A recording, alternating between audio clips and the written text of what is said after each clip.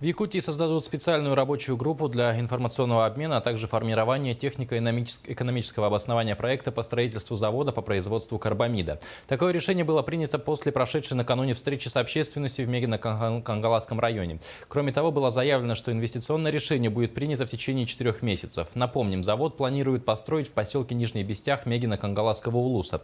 Реализацией проекта займутся индийская компания Global Steel и отечественная компания Ростех. Строительство предположительно начнется в 2017 году, а завершится в 2021.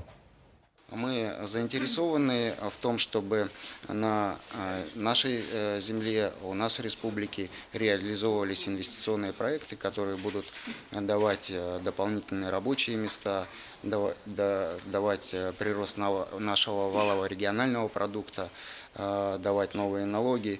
Но, конечно, любое производство, которое будет размещаться и размещается у нас на территории, требует всесторонней оценки с точки зрения охраны природы.